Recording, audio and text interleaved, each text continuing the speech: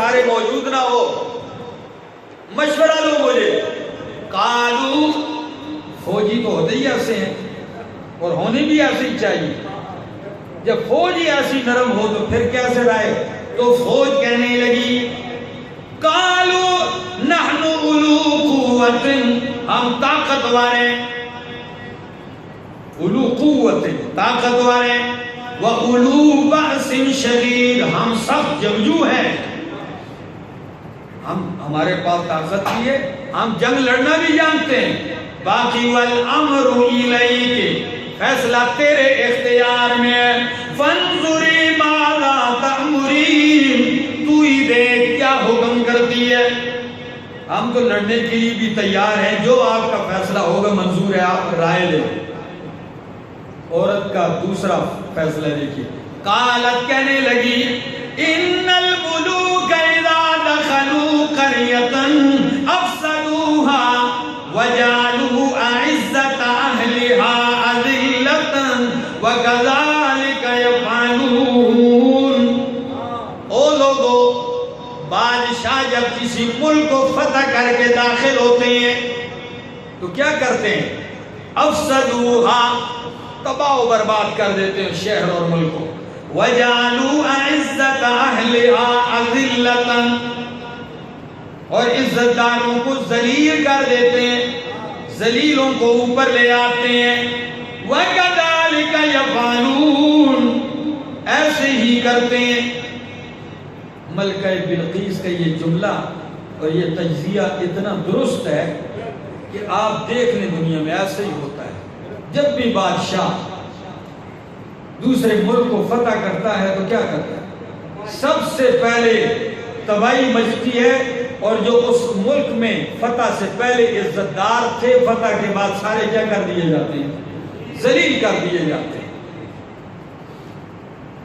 تبھی تو اسلام کا نقطہ نظر یہ ہے کہ حاکم میں، اگر آپ کے حاکم میں، خلیفہ میں غلطیاں بھی ہوں، اس کو گرانے کی کوشش نہ کرو، اس لیے کہ صحیح کی تلاش میں کبھی کبھی ایسا بھی ہوتا ہے۔ آپ دیکھ لیں جا کر عراق میں، غلط ہے صدام ایسا ہے، ہم ٹھیک بندہ لاتے ہیں، 20 سال ہو گئے ہیں، اس کو تو پھانسی چڑھا دیے، ٹھیک ملا ہے ان کو آج تک، تباہی مچی۔ لیبیا میں دیکھ لو، یہ غلط آدمی ہے، اس کو اتار کے ملک کے بادشاہ کو روڈوں پہ گھسیٹا، ننگا کیا۔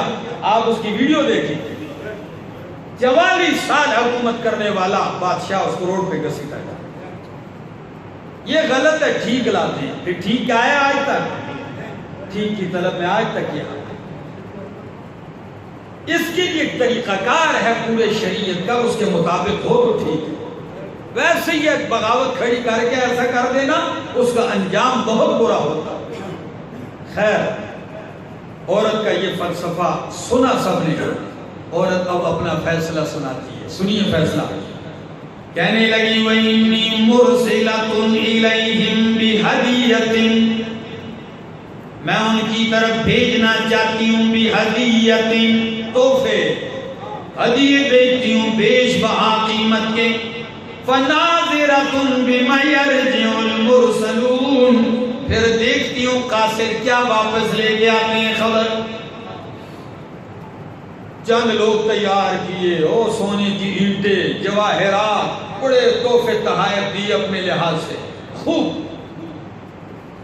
وہاں سے ملکہ بلقیس کا قافلہ روانہ ہوتا ہے۔ یہاں اللہ نے سلیمان علیہ السلام کو بتلا دیا کہ ملکہ بلقیس کا قافلہ وہاں سے آ رہا۔ بس سفر پہ سفر طے کرتے کرتے آگے وہ لوگ سلیمان علیہ السلام کے پاس کھڑے ہو گئے، تحفے ہدیے پیش کیے، سونا چاندی ہیرے جواہرات جو کچھ بھی تھا پیش کیے۔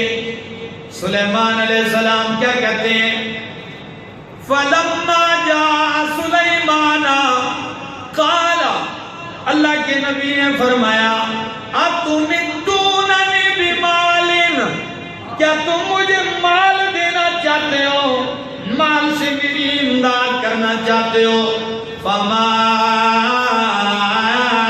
آتَانِيَ اللَّهُ، بس جو اللہ نے مجھے دی دیا ہے خیر مما آتاکم، اس سے کہیں بہتر ہے جو اس نے تمہیں دیا ہے۔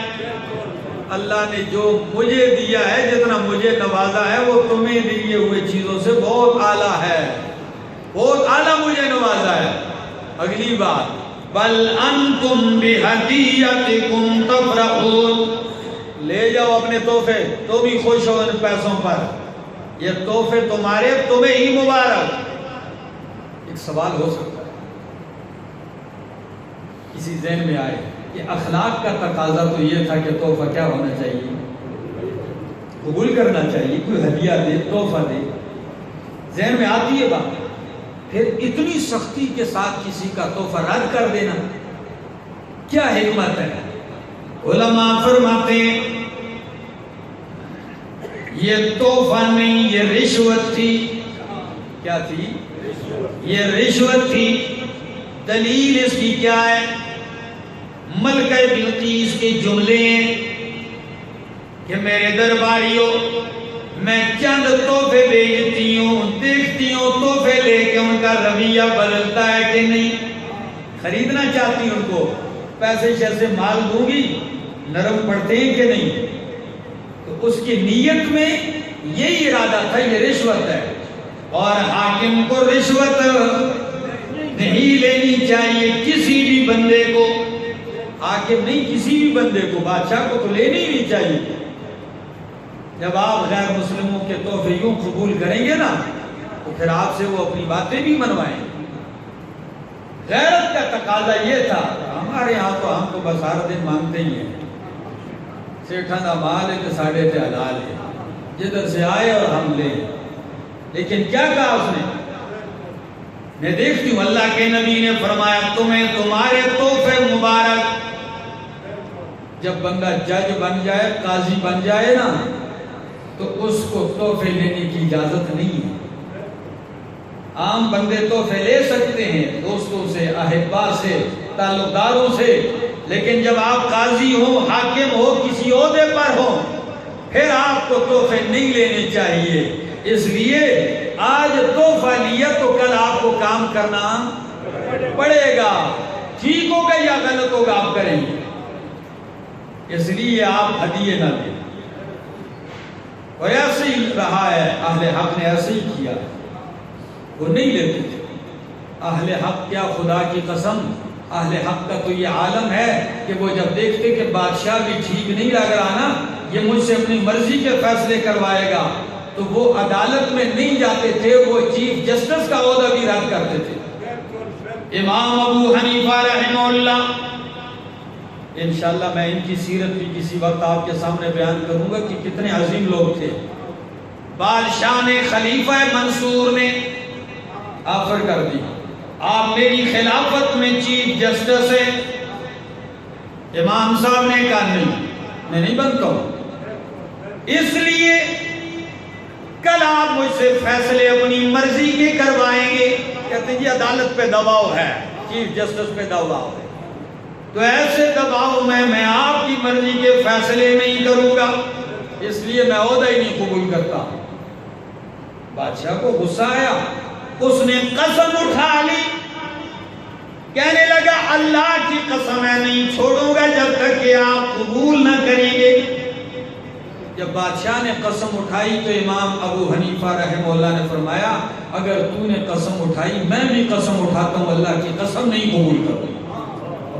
کیا عظیم لوگ تھے خدا کی، اللہ کی قسم نہیں قبول کروں گا، جو مرضی ہے کر۔ قید میں ڈال دیے گئے، روزانہ 10 کوڑے ننگی کمر پہ لگتے ہیں، نہیں قبول کیا، رد کر دیا۔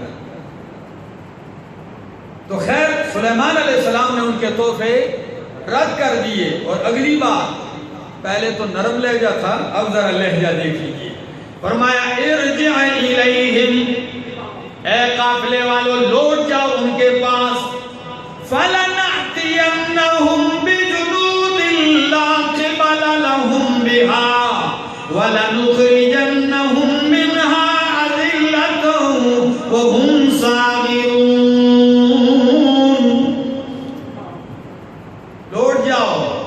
اب پہلے تو خط آیا تھا، اب ایسا لشکر لے کے بھیجوں گا ان کے پاس لا قبل لہم کہ جس کا مقابلہ کرنے کی ان میں کوئی جرت نہیں ہوگی، اور ان کو وہاں سے ذلیل و رسوا کر کے نکالیں گے۔ اب نہیں ہے ان کی خیر۔ قافلہ لوٹا، تحفے واپس کیے ملکہ بلقیس کو، اور ہر بہر سارا قصہ سنایا تو اور سمجھدار تھی، کہنے لگی اب بہتر یہ کہ میں خود چلتی ہوں ان کی خدمت میں۔ ملکہ بلقیس وہاں سے روانہ ہوتی ہے، یا اللہ کے نبی کو اللہ اطلاع دیتے ہیں، اطلاع ملتی ہے کہ بلقیس آ رہی ہے آپ کے پاس۔ چونکہ سلیمان علیہ السلام کو ہدہد نے بتایا کہ اس کا عظیم تخت ہے، تو سلیمان علیہ السلام نے مجلس میں کیا فرمایا؟ قال یا ایھا الملأ ایکم یأتینی بعرشہا، کون ہے جو بلقیس کے آنے سے پہلے پہلے اس کا تخت میرے پاس لے آئے؟ اب ذرا اپنی طاقت کا مظاہرہ کیا جا رہا ہے، کون ہے جو لے آئے اس کا تخت قبل ان یأتونی مسلمین، ان کے فرما بردار مسلمان ہو کے آنے سے پہلے۔ تو چونکہ سلیمان علیہ السلام کی بادشاہت میں تو جنات بھی تھے، قال عفریت من الجن، جنوں میں بہت بڑا ہیکل دیو، وہ بول پڑا، کہنے لگا انا آتیک بہ قبل ان تقوم من مقامک، اللہ کے نبی آپ اپنی جگہ سے بھی اٹھے نہیں ہوں گے کہ میں تخت لے آؤں گا، مجلس برخاست ہونے سے پہلے پہلے تخت لے آؤں گا۔ نہیں یہ تو دیر ہے۔ فرمایا قال الذی عنده علم من الکتاب، جس کے پاس کتاب کا علم تھا وہ بول پڑا۔ کون بولا؟ جس کے پاس کتاب کا علم تھا وہ بول پڑا، انا آتیک بہ، میں تخت لے کے آؤں گا آپ کے پاس قبل ان یرتد الیک طرفک، آپ کی آنکھ جھپکنے سے پہلے پہلے، اللہ، آپ کی آنکھ جھپکنے سے پہلے میں تخت حاضر کر دوں گا۔ قرآن کہتا ہے فلما رآہ، جب دیکھا سلیمان علیہ السلام نے یوں، تم رآہ مستقرا عنده، پاس پایا تخت، ادھر بات ہوئی، ادھر تخت کیا تھا؟ پاس موجود تھا۔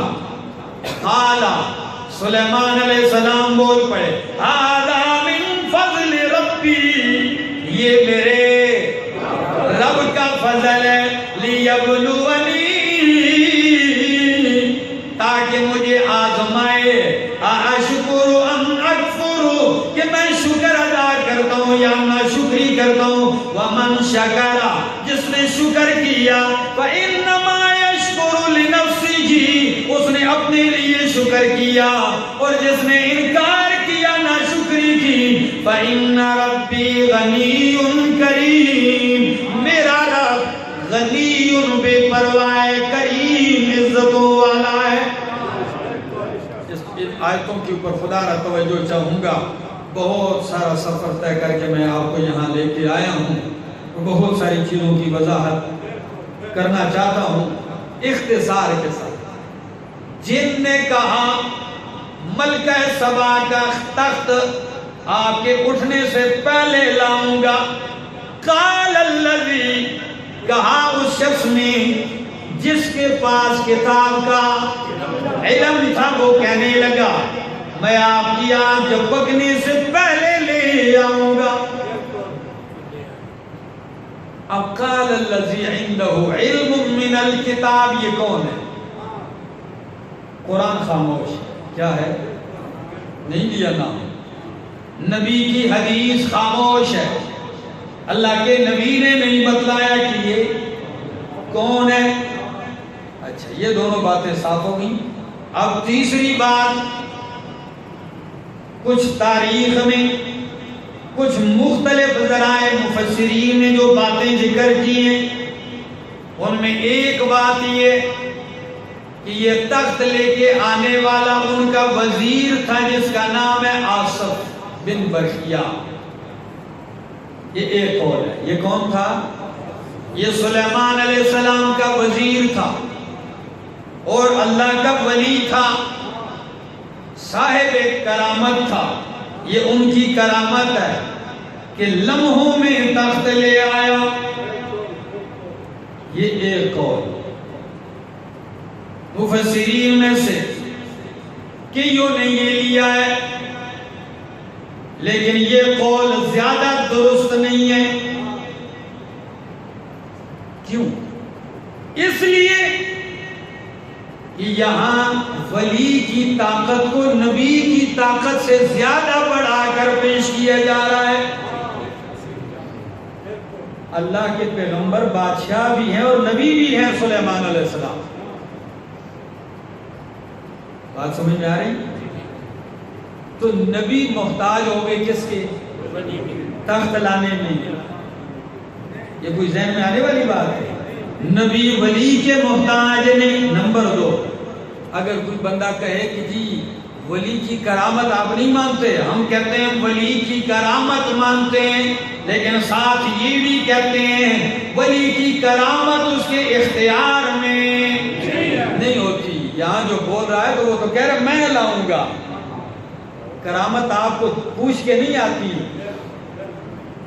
وقت معلوم نہیں ہوتا, اچانک ظاہر ہو جاتی ہے. تو یہاں تو دعویٰ ہو رہا ہے میں لا رہا ہوں. اچھا, تیسری بات کہتے ہیں جی کرامت کس چیز سے لایا یہ ولی آصف بن برخیا؟ کہتے ہیں جی ان کے پاس اسم اعظم تھا. علم الکتاب سے مراد کیا ہے؟ کہتے ہیں جی اسم اعظم تھا. میں نے کہا جی بات ہے, نبی کی موجودگی میں اسم اعظم کا پتہ ولی کو زیادہ تھا اور نبی کے پاس اسم اعظم نہیں تھا. جن علماء نے اس بات کو رد کیے انہوں نے یہ وجوہات ذکر کی. اب کون سی بات زیادہ درست ہے؟ 2 باتیں. ایک کہ یہ عندہ علم من الکتاب سے مراد جبریل علیہ السلام ہے. یہ کون تھے؟ یہ جبریل تھے, اور جبریل ہی کے پاس ساری کتابوں کا علم ہے. نبیوں پہ کتابیں لے کے آنے والا کون ہے؟ جبرائیل ہے. علم الکتاب جبریل ہے, عندہ علم الکتاب. اچھا, اب آپ کہیں گے قال الذی عندہ علم من الکتاب جبریل ہے, دلیل کہیں قرآن میں جبریل کے یہ لفظ استعمال ہوا ہے؟ مفسرین فرماتے ہیں ہاں, سورۃ ابراہیم میں یہ لفظ حضرت جبریل علیہ السلام کے لیے بھی استعمال ہوا ہے. کیا ہوا ہے؟ یہ حضرت جبرائیل کے لیے لفظ استعمال ہوا ہے.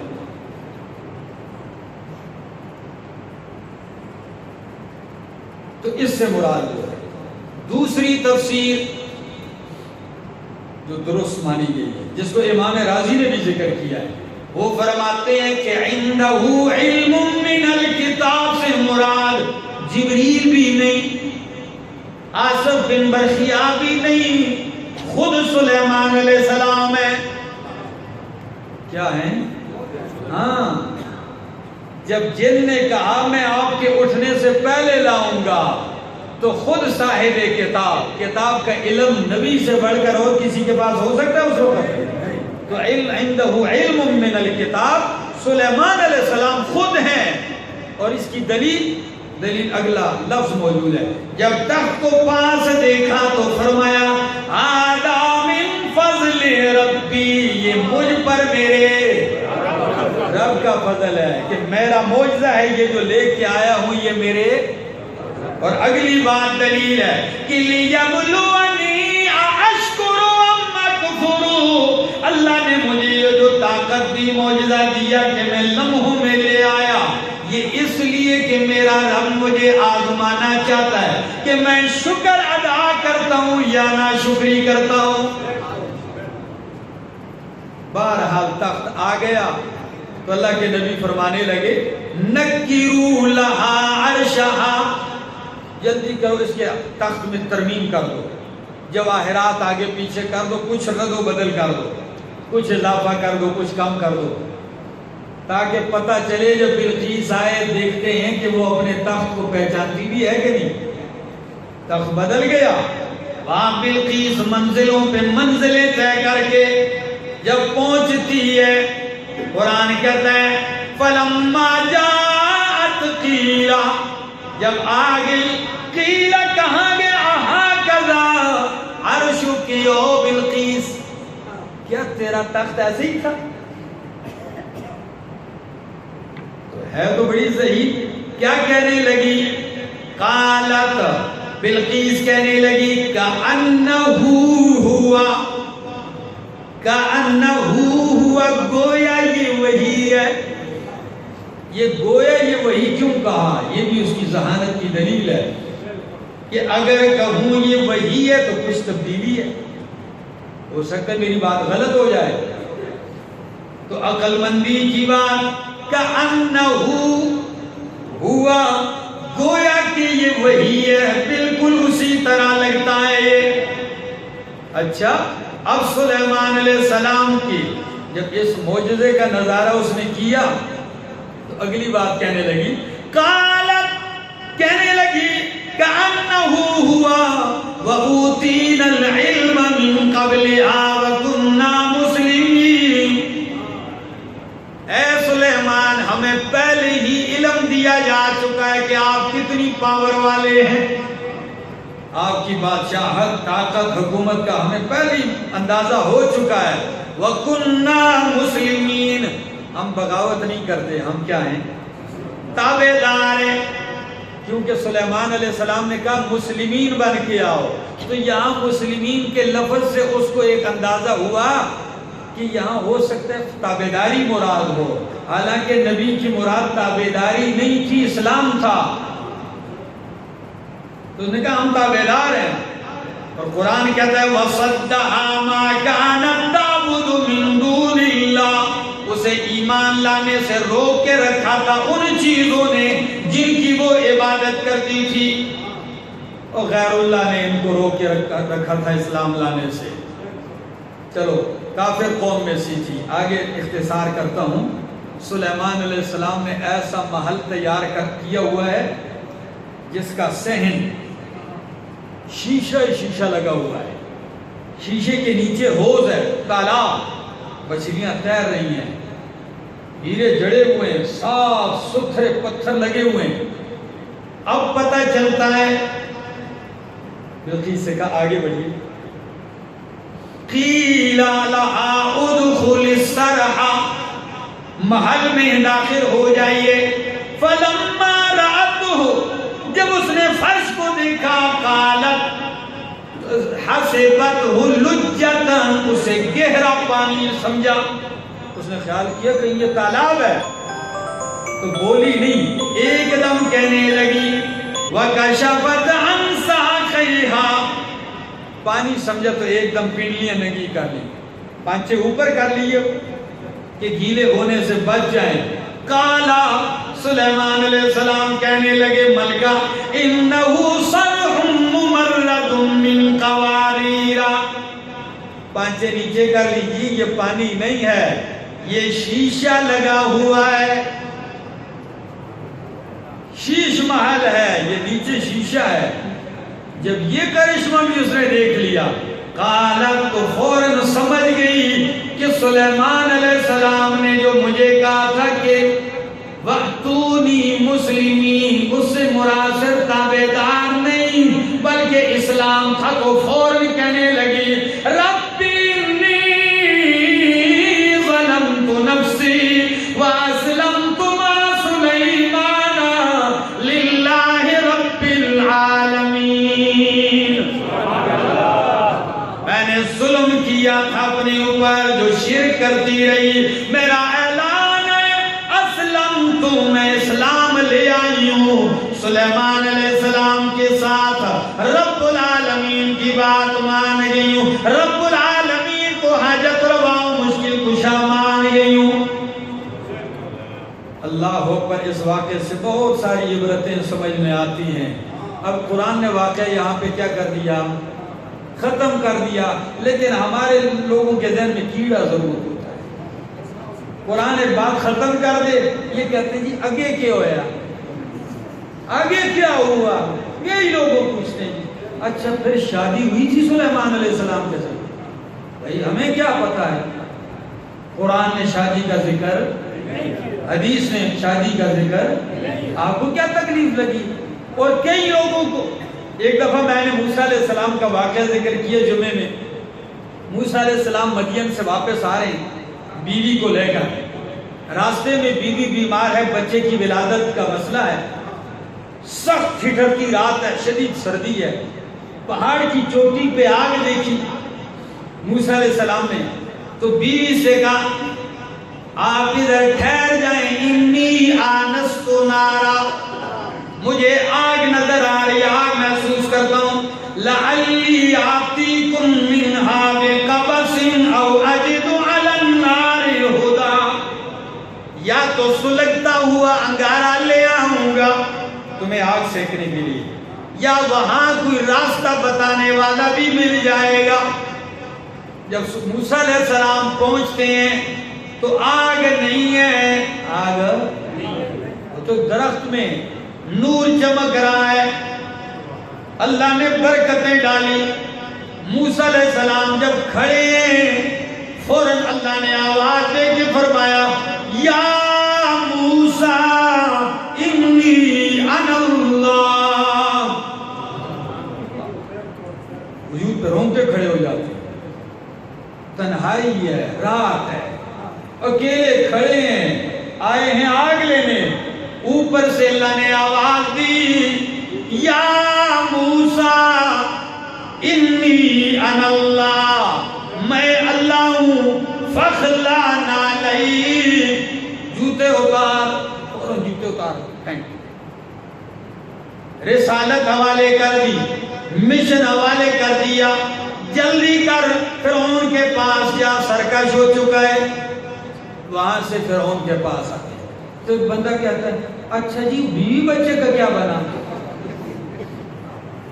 دیکھا بھئی قرآن جدھر تمہیں لے کے جاتا ہے دماغ ادھر، جی موڑ کے آئے تھے، واپس آئے تھے، نہیں آئے تھے۔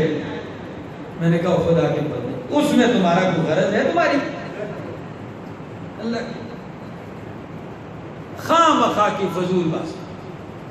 یوسف علیہ السلام کا واقعہ قرآن نے کتنی تفصیل سے ذکر کیا، کر دیا ہے، زلیخا کا ذکر کر دیا ہے، عزیز مصر کی بیوی کا، کتنی بدعمل تھی، کیا الزام لگائے، کیا اس نے حملے کیے ہیں نبوت کے اوپر۔ پھر کہتے ہیں یہ یوسف علیہ السلام سے زلیخا کا بیاہ ہوا ہے، شادی ہوئی تھی۔ خدا کے بندے آپ کو اس سے کیا لگے؟ قرآن خاموش ہے، سنت حدیث سے کیا ہے؟ خاموش ہے، لیکن اتنی بات پکی ہے کہ ایسی بد کردار عورت نبی کے لائق نہیں ہے، جس کے اتنے کارنامے پورے سورہ یوسف میں مشہور ہیں، اس کو اٹھا کے کس کے متھے لگا دیا؟ یوسف علیہ السلام کے نکاح میں اس کو ڈال دیا۔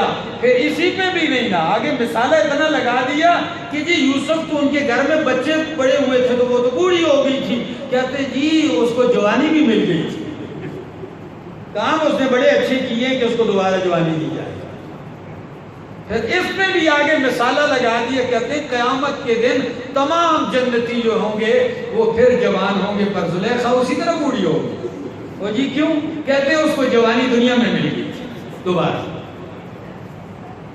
یہ سب فضول باتیں ہیں، اللہ اس سے ہماری حفاظت فرمائے، وہی بات سمجھنے کی سنانے کی توفیق نصیب فرمائے جو کتاب و سنت کے موافق ہو، اللہ عمل کی توفیق